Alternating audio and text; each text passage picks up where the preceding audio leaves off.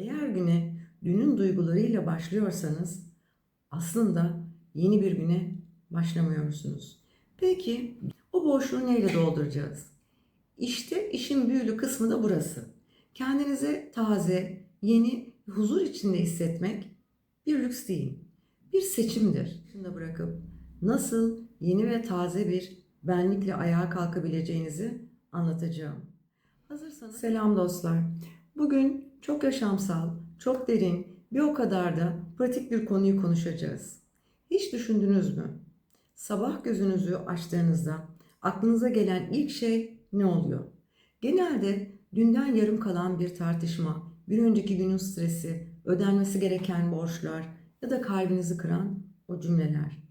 Eğer güne dünün duygularıyla başlıyorsanız aslında yeni bir güne başlamıyorsunuz. Dünün aynısını tekrar yaşıyorsunuz demektir.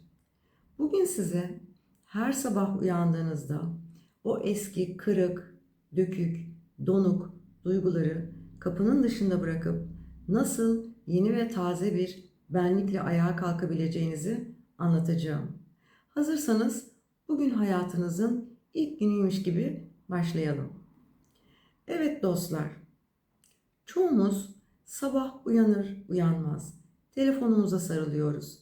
Doğruca yüzümüzü yıkamaya, ardından dişlerimizi fırçalayıp kahve veya çay içmek için kahve makinesinin başında buluyoruz kendimizi.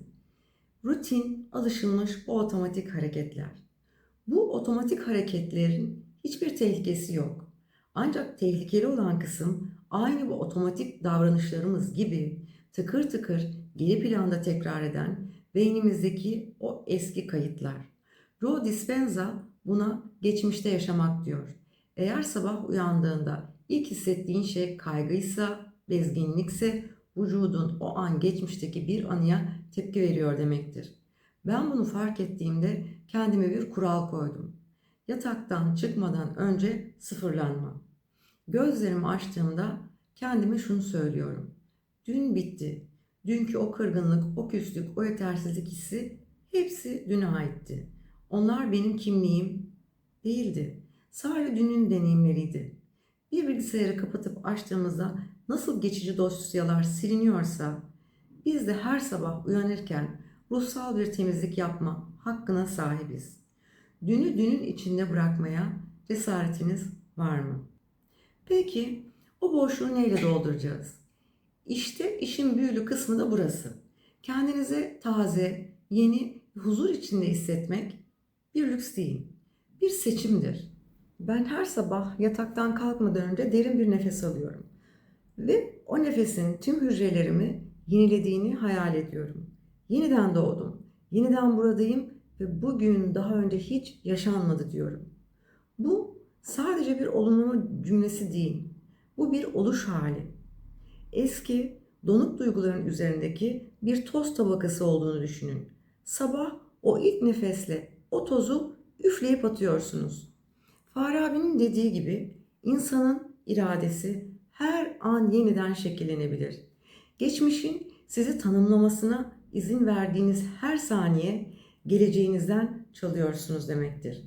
Bugün o eski küskün insanı değil, meraklı, enerjik ve umutlu olan o yeni benliği sahneye davet etme günü. Bunu nasıl alışkanlık haline getireceğiz? Ben şöyle yapıyorum ve size de tavsiye ediyorum. Sabah ayağınızı yere bastığınız o ilk an, toprakla veya zeminle o ilk temas anı. Şunu hissedin. Bağlantı kuruldu. Ardından aynaya baktığınızda o aynadaki kişiye dünkü hatalar için kızmak yerine yeni bir şans elde ettiği için gülümseyin. Onu sevin. Meditasyonlarımda özellikle şuna odaklanıyorum. Vücudumdaki her bir hücre şu an uyanıyor ve dünkü stresi tanımıyor.